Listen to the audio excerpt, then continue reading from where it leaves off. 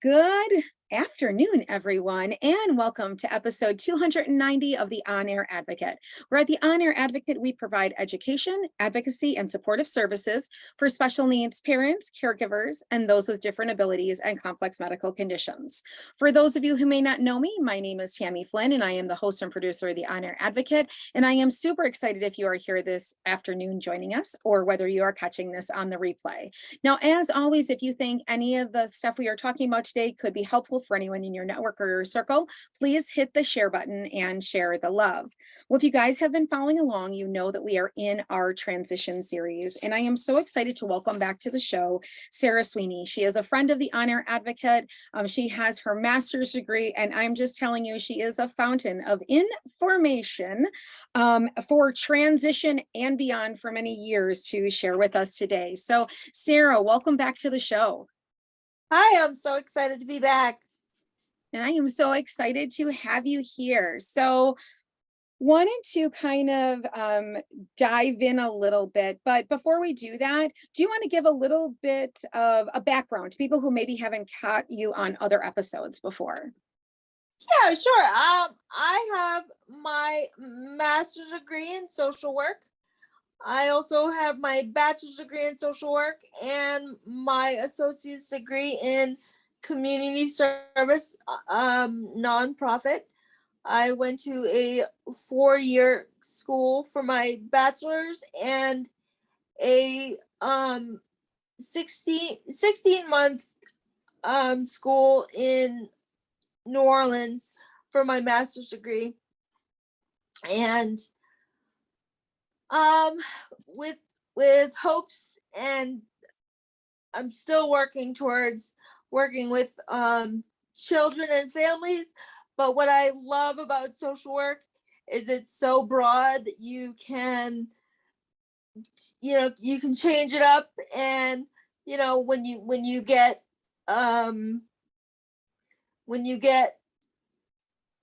tired or you want to change course, you can kind of change course and expand things and kind of add more tools to your tool belt. Right. There's a lot of flexibility.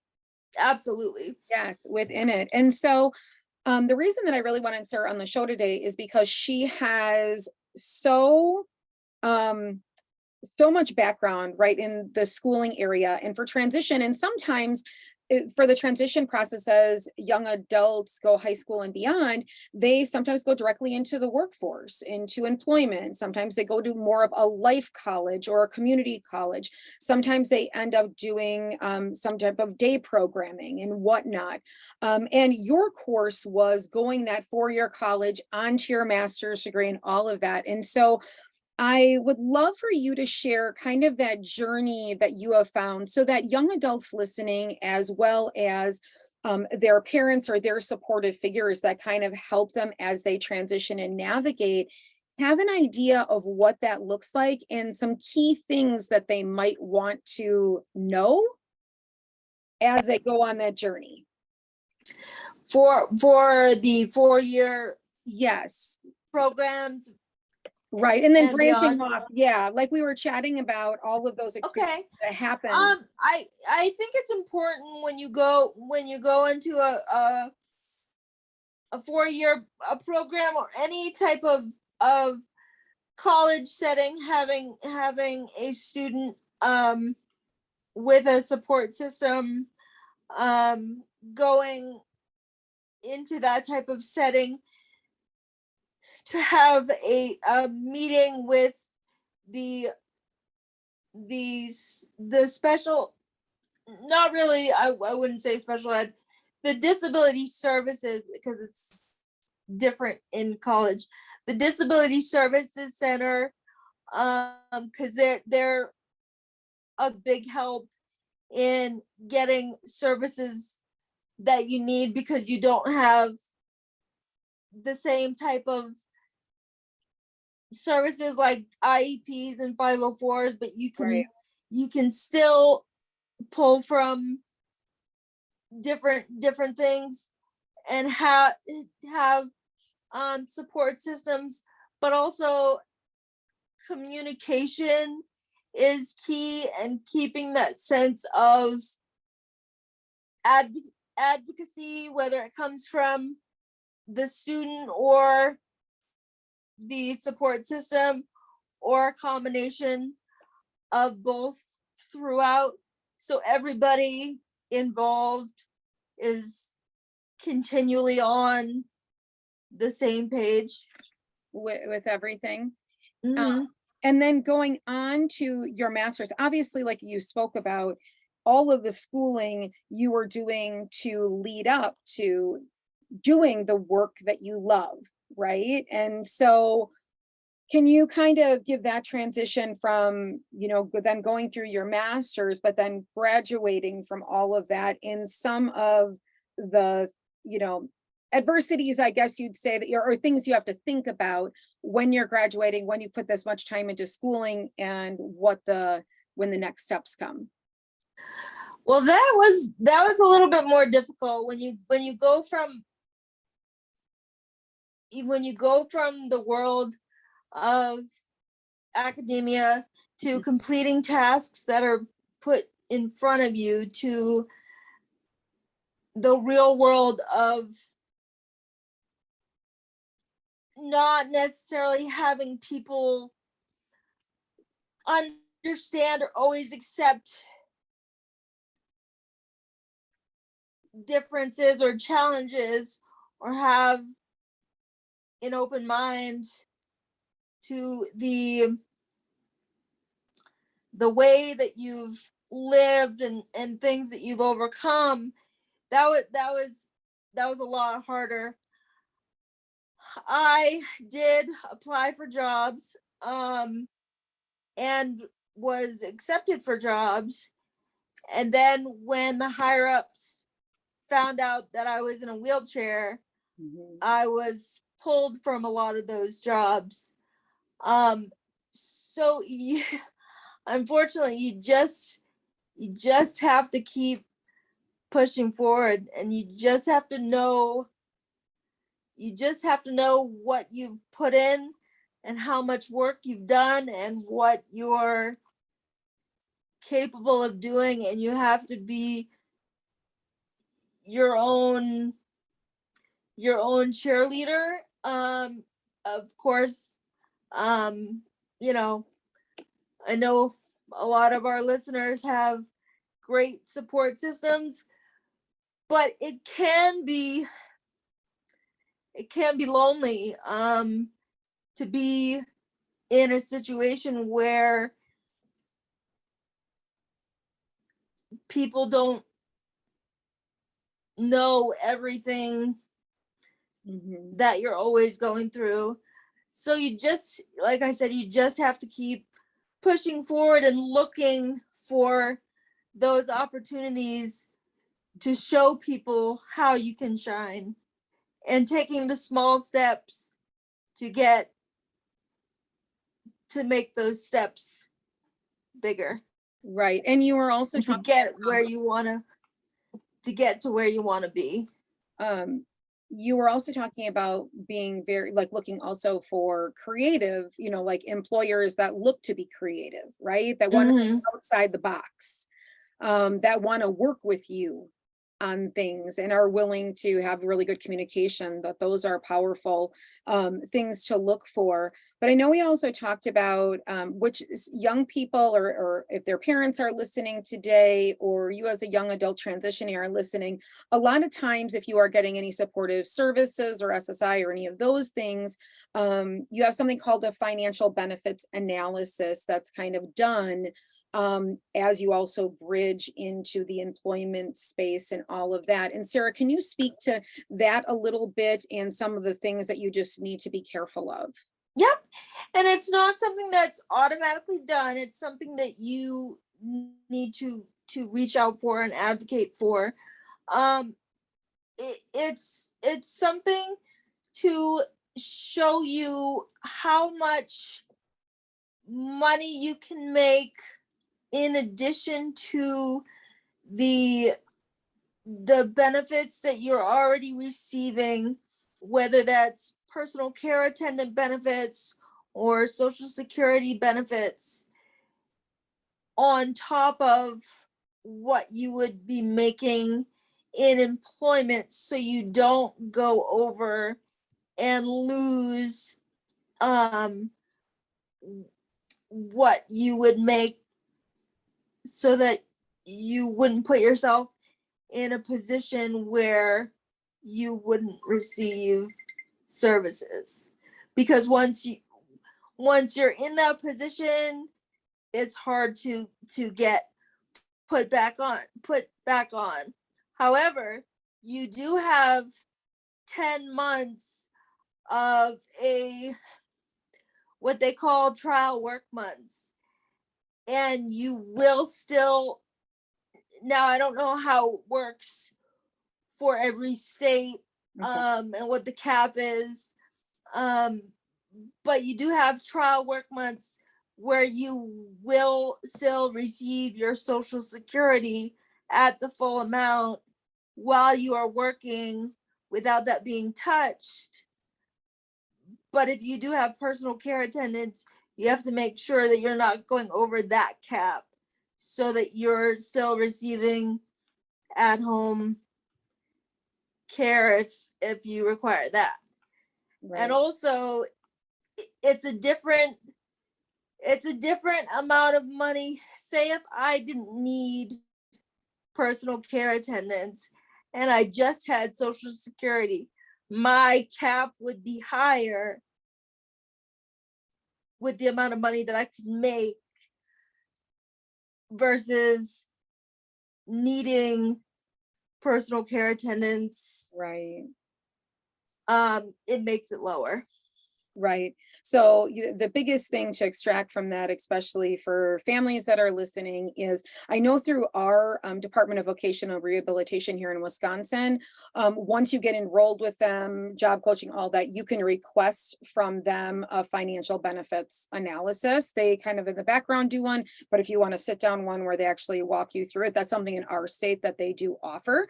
Like you were saying, it does have to be requested, but really making sure that your employment, so you're going to school because you want to do your dream, that you know your job you love, and make a decent income, that supports what you went to school, right, to do, but that doesn't end up hindering you then from getting the services like personal care providers that you need to live, because obviously you need one, it kind of washes each other, right, then.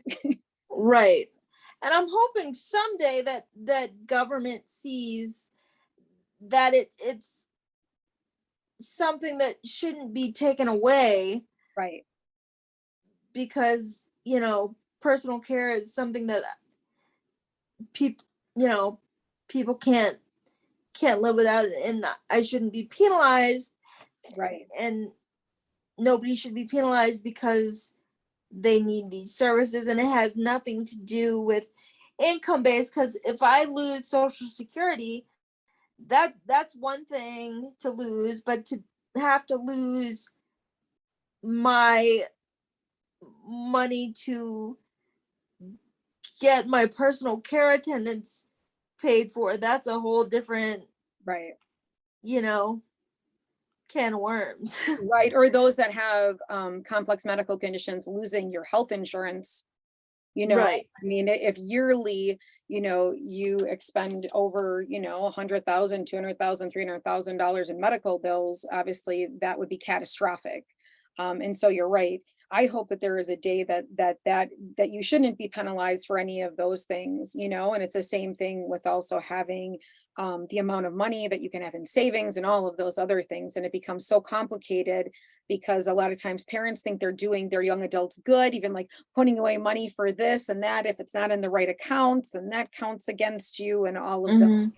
So definitely, making sure that you are exploring all of those things with your school system, with your Department of Vocational Rehab, the SSI, before the point in time that your young adult bridges out of high school, and that you're actually having to have all those things completed. And again, like I was saying to Tammy, not to make anybody, for lack of a better word, neurotic about it, but you could be getting one set of information from Susie and then one set of information from Tammy, and they may contradict each other. And somebody may be giving you different information or information that you may interpret in a different way. So it's okay to double check and triple check and seem like you're being over, like you're over checking just so that you are covering your bases. Yes, and also the transition from state to, from state to state. I think that, people might hear something with someone talking, you know what I'm saying? I'm in Wisconsin. If you're, where are you in Connecticut? I'm in New Hampshire. In New Hampshire, what happens in your state might be slightly different than what happens in my state. And so making sure, because I've heard that too, is that sometimes individuals will move a state thinking that their services or those things will stay the same. And then there's a catch, and then there's a lot of frustration. Yes. That happened. And you have moved states before, haven't you? I have. I've moved about 4 times. Yes. And each time, do you find that it's quite frustrating and that nothing is exactly the same? Well, each time you have to reapply, and the only thing that goes over is the Social Security monetary piece, but not the personal care attendant piece. So you have to start from the bottom, and you don't know exactly when you're going to be approved for that. So it's taken me a year in one state, 6 months in another state, 7 months in another state. So it's very uncertain. And and that's what's hard, and it keeps people where they are. And I think it takes the freedom away from being able to travel and explore and have that sense of adventure and being able to see different things in different parts of the world. Yes, because I think that one of the last times that we interviewed, you were in kind of a space where you were having a lot of complications was getting those care workers needed, which obviously, like you said, that's something that you need for your personal care on a daily basis. And so I would just double check. And I have had lots of families that I have worked with as being their advocate and whatnot, and transitioning states. Their husband got a new job, but little did they know when they moved, things would be so different. Because even counties, like our counties in our state, every county is a little bit different.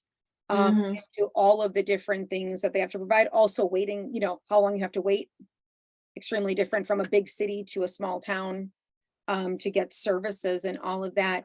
Now, I know over time you have done quite a few different things for employment, volunteer work.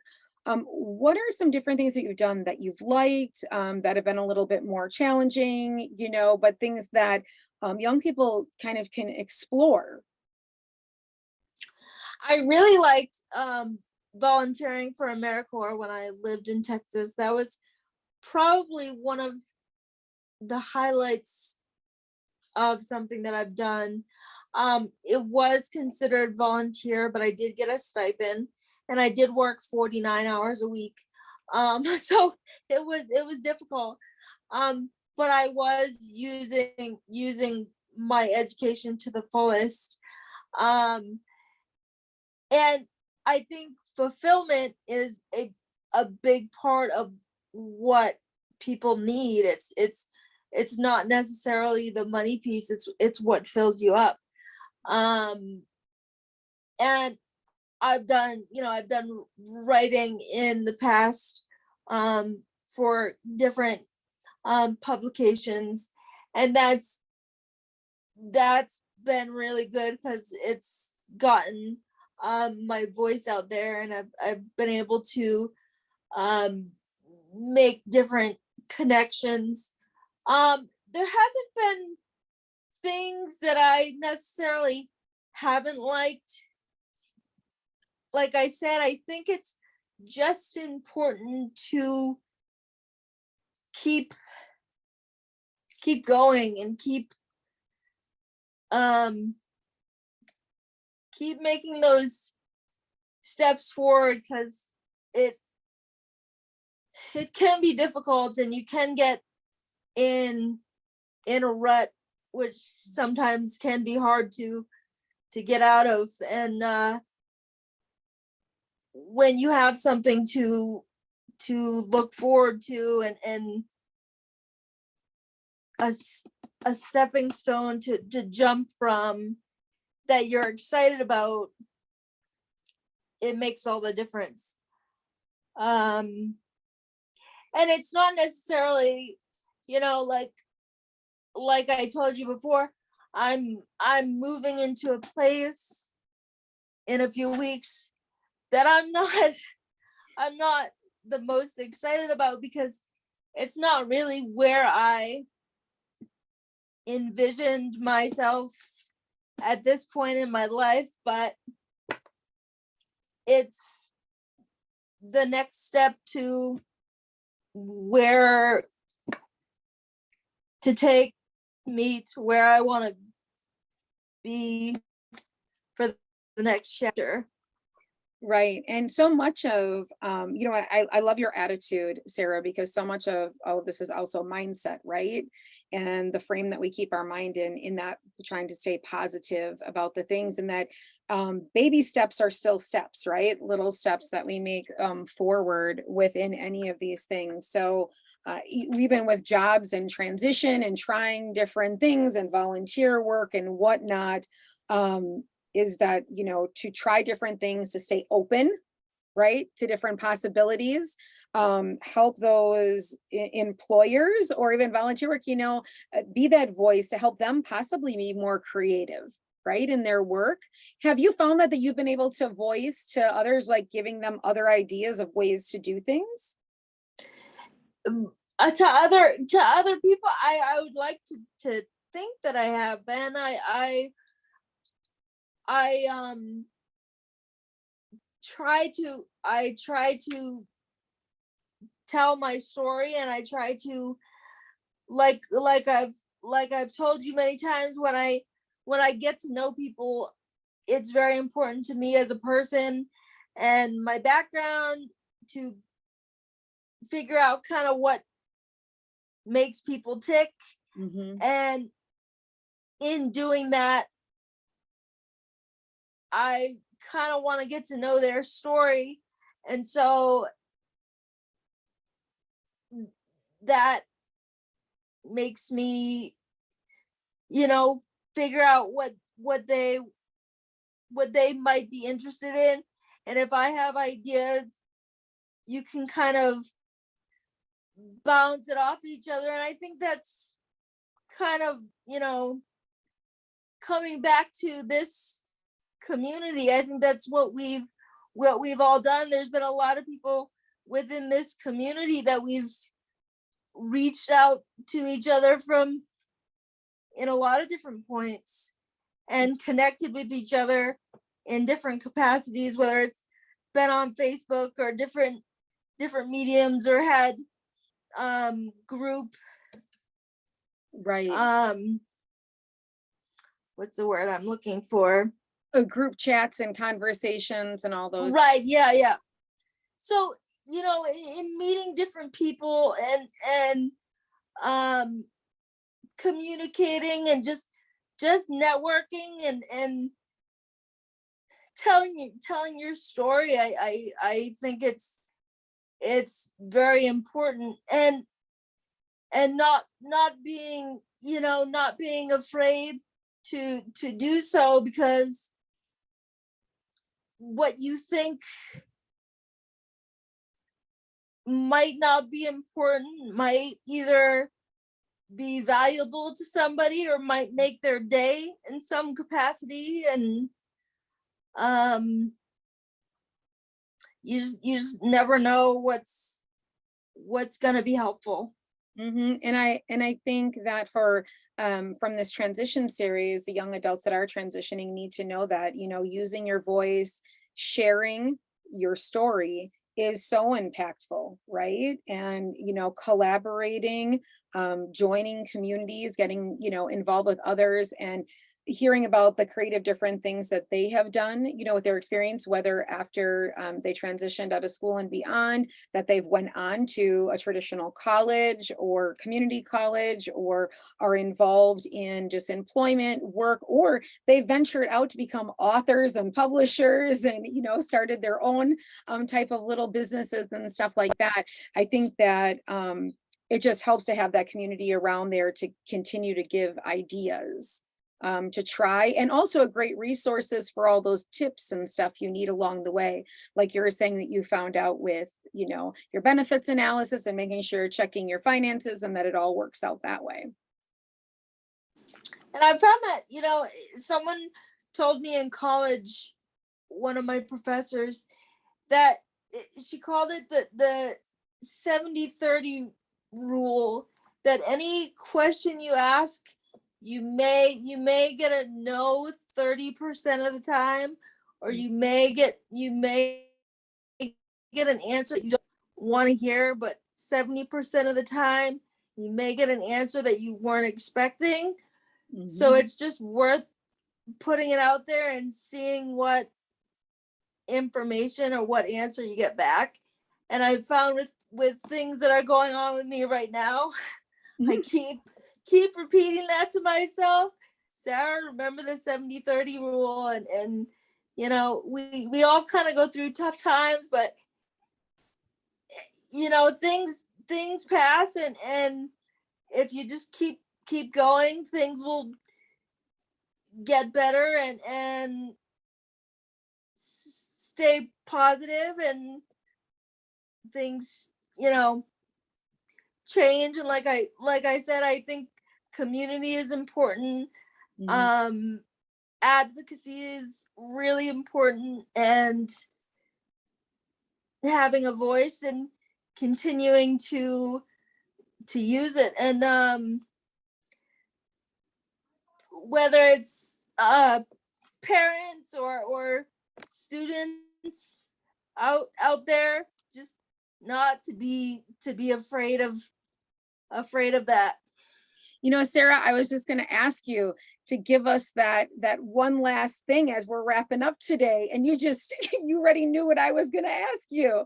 And I love that, the 70-30 rule. I know when I was growing up and in business, when I just started in business, they're always like, you want 9 no's, because guess what? The 10th one is your yes. So every time you get a no, you keep on saying to yourself, all right, I'm getting one step closer to my yes. I'm getting one step closer to my yes. So it's that same thing. And self-advocacy, I mean, that is key. Standing up, using your voice, and it takes all of us to create change. So if we all would voice the things that are going on, and talk about them,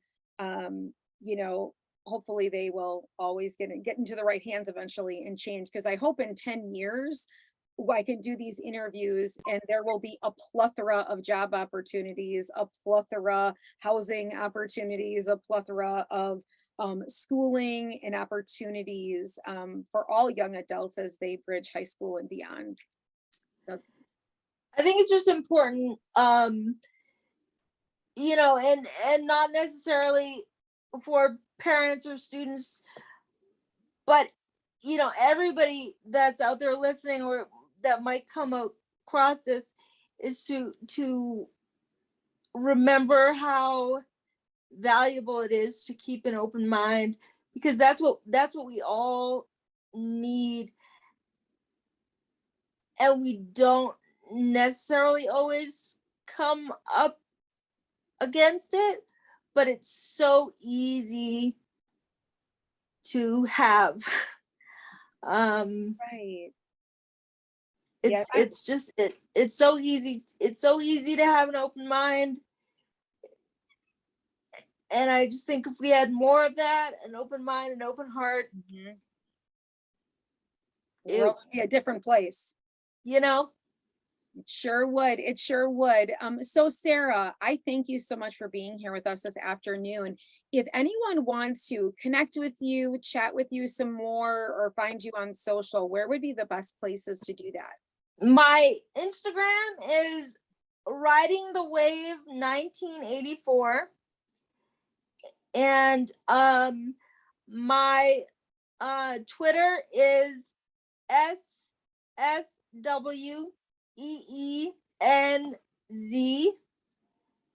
and you can also find me on Facebook at Sarah Fran.